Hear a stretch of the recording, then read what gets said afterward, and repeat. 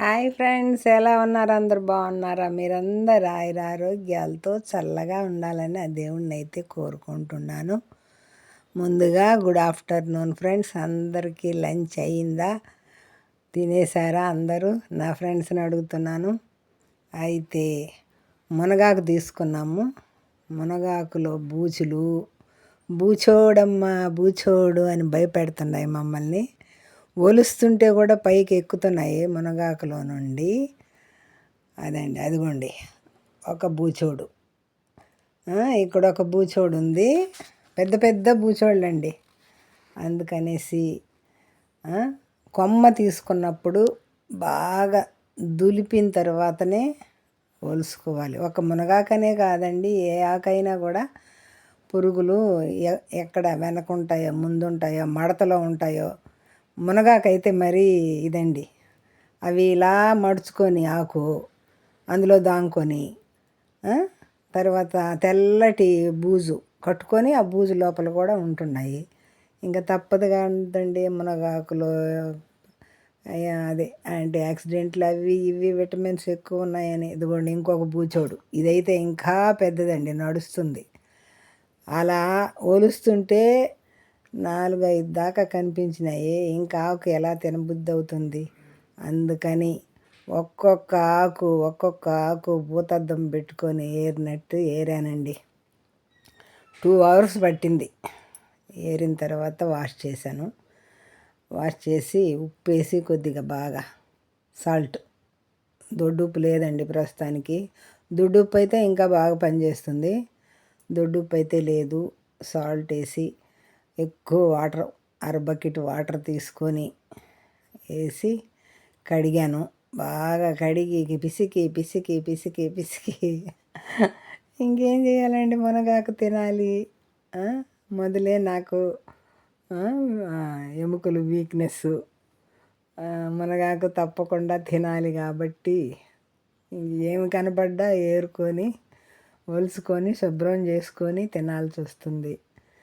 అలా బాగా కడిగానండి, ఉప్పేసి శుభ్రంగా కడిగాను. అలాగని ఇంకా శుభ్రం చేసుకొని తినాలే కానీ ఇంకా అలాగని వదిలేయలేం కదండి. ఆకుకూరలు వదలలేము. ఎలాగో నీట్గా చేసుకొని కంపల్సరీ శరీరానికి అవసరమైన విటమిన్స్, ప్రోటీన్స్, యాంటీ ఆక్సిడెంట్లు అవి ఇవి అన్నీ ఆకుకూరలలో ఉంటాయని చెప్తుంటారు కాబట్టి డాక్టర్స్, మనం కూడా వాళ్ళ మాట కాదనకుండా తినాలి కాబట్టి తింటున్నాము. 2 hours అండి. బకెట్లో వేసేటప్పటికి 2 గంటలు. ఆకు ఏరాను. ఆకు ఏరి వెనక ముందు తిప్పి తిప్పి చూసి ఫస్ట్ కొమ్మ తీసుకొని కొమ్మే తిరగేసి అటు ఇటు తిప్పి ఆకులన్నీ టెస్ట్ చేసిన తర్వాత ఒలుసుకున్నాను. ఒక పని అయితే అయింది. ఇప్పుడు వంట కార్యక్రమం. బాండి పెట్టాను, ఆయిల్ వేసాను, ఆవాలు వేసాను, కొంచెం మినప్పప్పు పంటికి తగిలితే బాగుంటుంది. అందుకని మినప్పప్పు, పల్లీలు ముందుగా వేయించి అక్కడ పెట్టుకున్నాను. తరువాత అవి చిటపట అన్నిచ్చి ఆవాలు, వెల్లుల్లిపాయ దంచుకున్నాను, ఎండుమిర్చి ఒలుచుకున్నాను. అక్కడ పక్కన ప్లేట్లో ఉన్నాయి చూడండి. ఇవి బాగా కొంచెం కలర్ వచ్చిన తర్వాత వెల్లుల్లిపాయ, మిరపకాయ వేసేసుకొని అవి మగ్గిన తర్వాత ఆకు వేసుకుంటాను. అదండి. ఏం చేశారు ఫ్రెండ్స్ ఈరోజు మీరందరూ? లంచ్, కర్రీస్ ఒకసారి కామెంట్ పెట్టండి. నా ఫ్రెండ్స్నే అడుగుతున్నా, ఎవరినో కాదు. ఒకసారి కామెంట్ పెట్టండి ఏం చేశారనేది. మగ్గిపోయిందండి. వెల్లుల్లిపాయ ఆకు వేసేస్తున్నాను. ఆకు వేసిన తర్వాత శుభ్రంగా కదుపుకొని సాల్ట్, కొంచెం పసుపు వేసేసుకొని వాటర్ పడకుండా వేసుకోవాలండి. ఎందుకంటే మునగాకులో కూడా కొద్దిగా వాటర్ ఎక్కువే ఉంటుంది. బాగా సాల్ట్ వేయంగానే ఊరిపోతాయి నీళ్ళు, ఎక్కడ ఉంటాయో ఆకులో ఉంటాయి. మళ్ళీ కడిగిన వాటర్, చిల్లులు గిన్నె తుప్పు పట్టిపోయిందండి బాగా. అందుకనేసి ప్లేట్లో పెట్టుకున్నాను. తుప్పు పట్టిందంటే అలా ఎలా తుప్పు పట్టలేదు, అలా పట్టింది. కడిగి ఆరబెట్టి క్లీన్ చేసి గోతాల్లో కట్టిన పాత్రలు ఒక పనమ్మాయి ఏం చేసిందంటే కడిగించాలని ఒకసారి మా వారు ఒక అమ్మాయిని పిలిపించి కడిగించారంట. ఆ బస్తా మీద నీళ్ళు పోసేసి పోయింది ఆ పిల్ల. ఇంకా అందుకనేసి అవి ఎందుకు పనికి రాకుండా బస్తాడు సామాన్లు అంటే బస్తాకి బూజు అంతా డస్ట్ అంతా పడి ఉండదని పాత్రలు ఏమీ బయట తీయకుండా బస్తా మీద నీళ్ళు పోసేసి వెళ్ళిపోయిందన్నమాట. టబ్బులో ఉంటుంది బస్తా, పాత్రల టబ్బు స్టీల్ది ఉంటుంది కదండి, మూట కట్టి దానిలో పెట్టాను. ఆ అమ్మాయి బస్తా గలీజ్గా ఉంది, డస్ట్ పట్టి ఉండదని చెప్పేసి బస్తా మీద నీళ్ళు పోసింది. అది మూతి ఏ పక్క ఉంది, నీళ్ళు వెళ్తాయా వెళ్ళవా అని ఏం ఆలోచించకుండా పోసేసి వెళ్ళిపోయింది. ఈయన చూసుకోలేదు మా వారు. ఇంకా అది తుప్పు పట్టిందంటే సామాన్ ఎందుకు పనికి రాకుండా తుప్పు పట్టిందండి. అందుకనేసి ఇప్పుడు పాత్రలు కూడా ఒకటి ఒకటి కొంటున్నాను. కావాల్సినవి కొన్నానండి. స్టీల్ బాండలే ఒకటి కొన్నాను, కానీ అది పొయ్యి మీద పెట్టలేదు. ఇంకా ఆడవాళ్ళు అంతే కదండి, కొత్త కొత్తగా ఉండాలనుకుంటారు కదా, వెంటనే పెట్టేసి కాల్చేసి వండేరు కదా. అయ్యో నల్లగా అయిపోద్దేమో, పాడైపోద్దేమో అని చూసుకుంటూ ఉన్నాను అక్కడ పెట్టుకొని. కొత్తది స్టీల్ బాండలు తెచ్చాను. అదండి సంగతి. అయిపోయింది.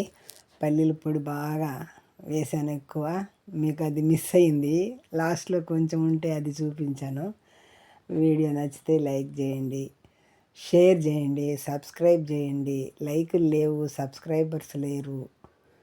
అదండి టేస్టీ టేస్టీ మునగాకు మంచి పోషకాహారాలతో, అందులో పల్లీల పొడి కదండి, ఇంకా ప్రోటీన్స్ బాగా బాగా మనకు మన శరీరానికి బాగా అందుతాయన్నమాట. ప్రోటీన్స్ ఎక్కువ వేసాను బాగా, అంటే ఒక 200 గ్రామ్స్ వేయించాను పప్పులు, అంటే కొలత చెప్తున్నాను. దానిలో కొన్ని మాత్రమే తీసాను, అదిగోండి కొంచెం ఉంటే అది కూడా వేసేస్తున్నాను.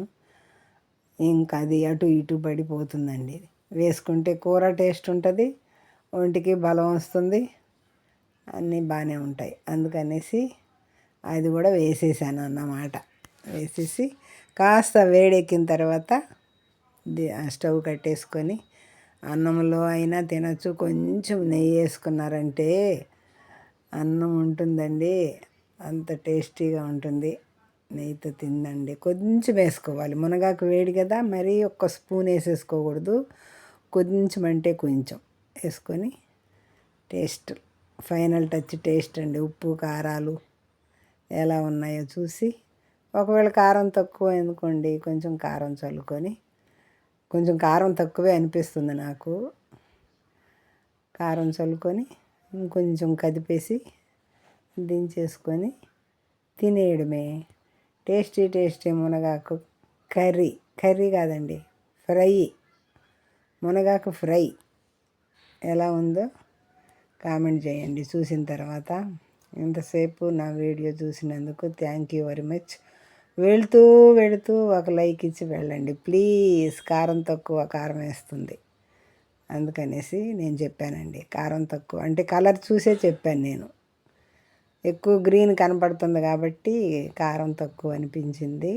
నేను ముందే చెప్పానా, టేస్ట్ చూసిన తర్వాత కారం తక్కువ, అందుకనేసి మళ్ళీ కొద్దిగా చల్లింది కారం.